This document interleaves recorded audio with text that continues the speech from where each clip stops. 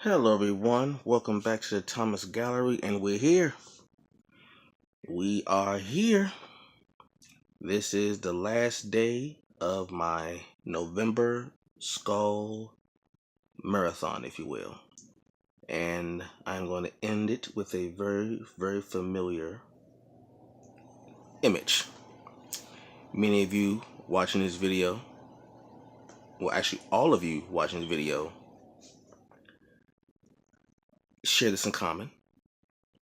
We have here the skull of a human being, or if you want to use a scientific term, Homo sapien. Or you could say Homo sapien sapien. But basically, it's about the same thing. Homo sapien simply means wise man. Just means wise man. Homo man, sapien wise. That's why I had a term of what they call sapiosexual. People who are turned on by intelligence. So wise man or intelligent man. And I knew I had to end it with this. I had to end this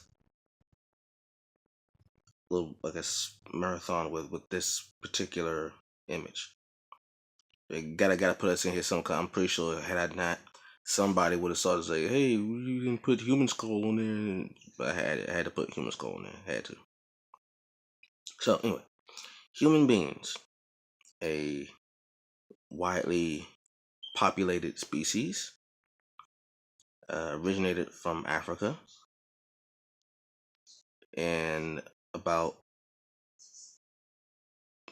close to 125 to a quarter million years ago, Homo sapien, modern man as we know it, developed in Africa, uh, spread throughout, the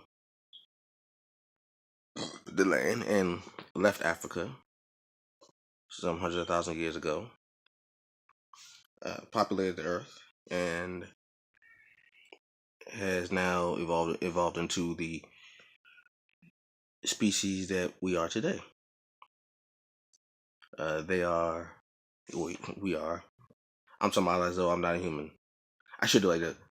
Human beings, Homo sapien, a member of the primate species, specifically the great apes. It originated in Africa and traveled out in search of food and other resources. They differ from other primates in the fact that they stand erect most of their life, except for when they are infant, when they are known to crawl. They are social creatures, large groups. They are omnivores, meaning they have a diet of plant and animals. That's how you doing on Nature Channel too. Let's see.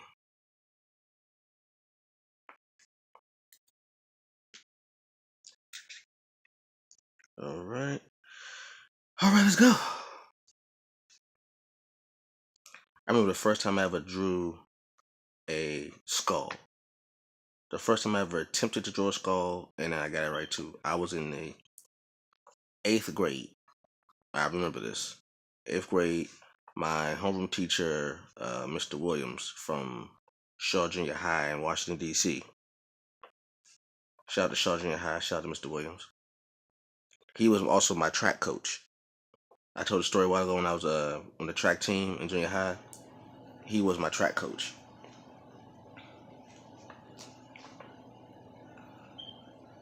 And I remember being in class, it was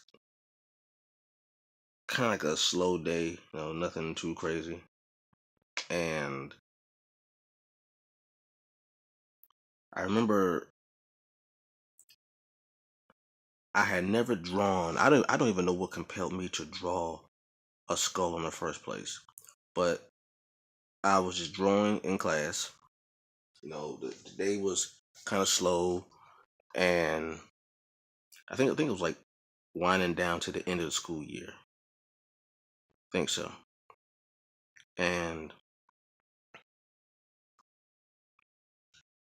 I was drawing, and I said, I wonder if I can draw a skull from memory, because I didn't have any thing, any kind of images to use. So I went for memory. And what I did was, as I was drawing, I was filling my face. I used my own face as a model for a skull. I felt around my eye socket or my orbital bone, filling around the mandible just to get the basic structure of a skull. And before I know it, I actually drew a skull.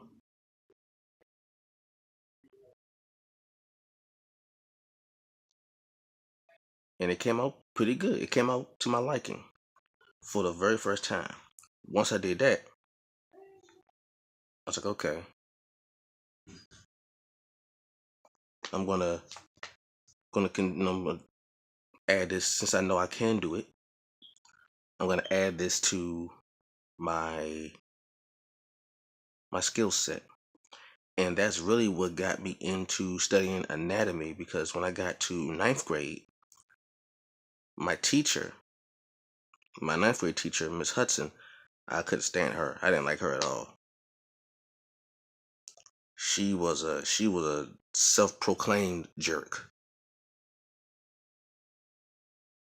And we had she was also my science she was my science teacher slash homeroom teacher. And we had science class. And today, in that day, we were talking about the anatomy, the human anatomy. And we talking about how many bones are in the body, 206. And we also, as we were talking about the bones in the body, we had like a diagram. Like, she gave us like this paper that had a diagram of the human skeleton. And we had to memorize the bones. Not all of the bones, but the major ones, the big bones, the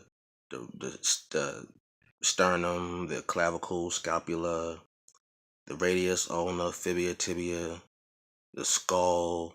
Like, we didn't go into like the specific bones of the skull, or the specific bones of the hip or the pelvis or anything like that. Like, we did. I know all the bones. Actually, not that hard to figure. I know all the bones, but we just did the main bones, and we had a test on it, and I passed the test easily because I had memorized it. Because me being an artist, that's the one good thing about being an artist. Being an artist helps you understand more than just art. It helps you grasp concepts pretty quickly. Because for me being a visual person, as most artists are visual, when you see things, and if you're visual and you got photographic memory, you tend to memorize them because you're a visual. You'll have a photographic memory from being an artist. Well, me being an artist made it very easy for me to remember the skulls. Once I saw the skulls, I could draw once I saw the skeleton, I could draw the skeleton easily. All that stuff. It was no problem at all. So that was easy, so easy that the teacher actually asked me, Miss Hudson actually asked me to help my classmates with understanding the skeleton. So she asked me to go up to the classroom and draw the bones, because she knew I was an artist, even though she talked smack about my art. She always she just went crazy with the negativity. The difference between the criticism and being negative. Like, I know the difference. I knew the difference. I know when someone is giving a critique. You know, even back then, I knew what a critique was, as opposed to someone just talking greasy.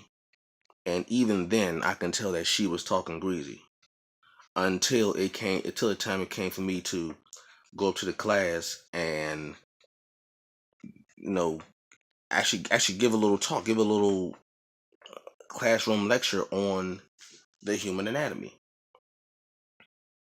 because I knew the names the first day we talked about them in class. I already got the information down. I knew the information, no problem, no problem at all. I got it down pat. So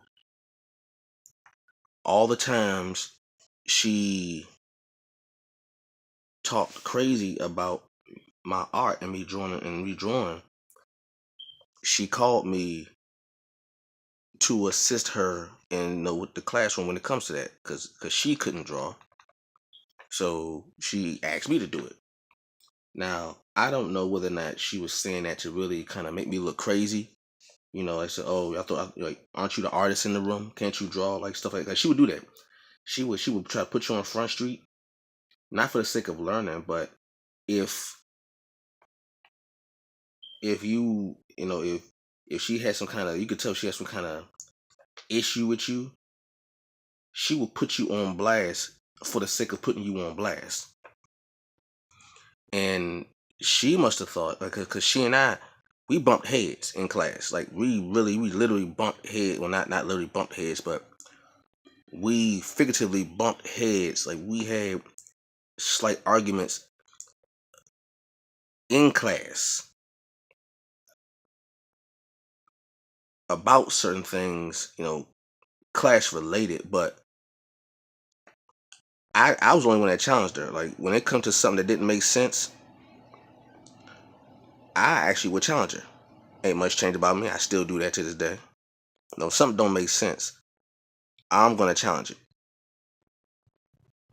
And I'm not doing it for the sake of, being rude or disrespectful. I'm doing it because either I know it's wrong and I can show that it's wrong, or the way, people go about things, because the way she would go about teaching, you would have thought we were in college, the way she was talking. Like that's how she would go. She would go at you as though you're in college. So, and my personality is that of, you know, I will be respectful, give you respect, but when you start talking crazy, I can tell that, yeah, you're trying to make me look crazy by asking me to come up here and draw. So, and if in the case I do mess up, or if it don't look right, she could say, well, you doing all this drawing in class, can't you draw this? Like, she would do that. She would do that. She would no, she the kind of person that, if she saw you doing something and she tried to call you out on it, right? She tried to call you out on it, and then if you couldn't perform what you were doing in front of the class, then she had no problem embarrassing you in class about it. Like, you doing all this talking and stuff. Well, go to the class and teach. She would do that. So she tried it with me with the drawing. I know how to draw. We'll go up here and teach a class, about the anatomy, and draw such and such. Like, okay, I could do it. I know I can. So I went up there and I handled my business. I even taught. I knew where the bones went. And unlike most people in my classroom, I didn't just stop at the bones that were on the paper. Nah, what I did was, I went home and grabbed a book, because at the time there was no internet at that time. I went home and grabbed a book and looked up the other bones that go to it, because we only learned about the major bones. I went all out and learned about the other bones in the body, the different bones in the skull, the frontal, temporal, parietal, occipital bones, all that stuff. I went about, the spinal column, the atlas bone, the axis bone. Those are the first two bones in the spine. The C1 to C5, the T1 to T7, the S1 to S5, all that stuff. I'm saying, like, what's this T1 to one? That's cervical, thoracic, and sacral. That's the different parts of the spine. The spine's broken up in three parts. That's the thoracic. I mean, that's the cervical, which is the neck. Like the cervical vertebrae, it's about the neck. You have the thoracic, which is the chest, upper body, from the clavicle on to the bottom of the rib cage, and the lumbar, the L1, the L5, or something like that. The lumbar is the lower back, from the bottom of the spine to the sacrum. But you also have the sacrum, which is the tailbone, which is connected to the pelvis. You see, like that's what I would do, and I would do that. So when she would call me to draw a bone, something like that, and talk about it a little bit, I would go in with the lesson. Like I didn't just stop at the stuff she told me. I was going in because one, I'm into that stuff. So can't do nothing with me. Plus, I knew, knowing her, she was a sneaky.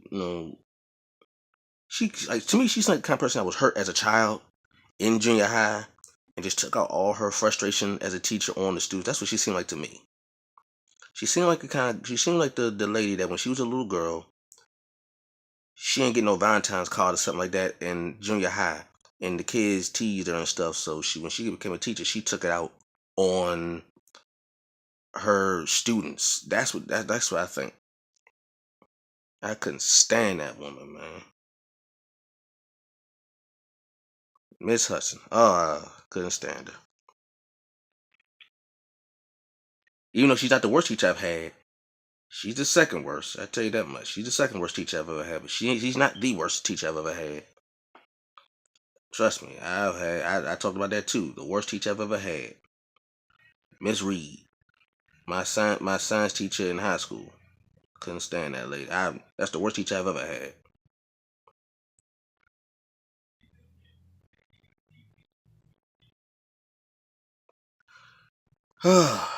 Anyway, enough about my rant. I went off on a cool tangent.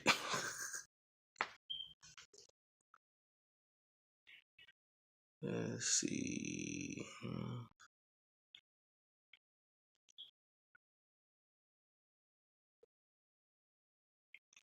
And see all these little lines right here? These lines right here are actually like parts of the skull that come together to attach parts of the skull. This is the frontal right here. Frontal, obviously, because it's front. This is the temporal. That's what we call it, the temple on the side of your head. The temple. The parietal is the top part, and the occipital is the back. Right. This is the eye socket, orbital bone. This right here is called the zygomatic arch, because it's arch, obviously. It's the mandible or the jaw. The jaw muscles, where the mastiff muscles attached from here to here. Right. Oh man. Yeah. All these little bones and stuff. All right. And I think I am. Am I done?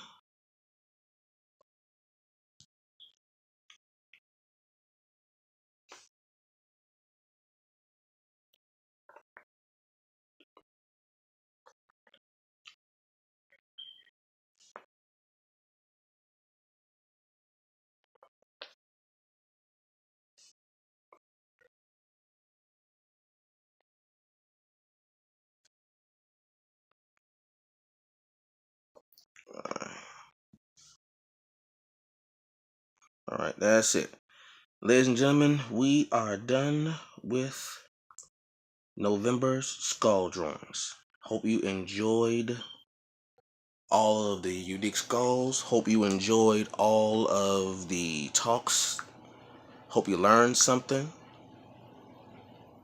Hope you had a great time watching me create.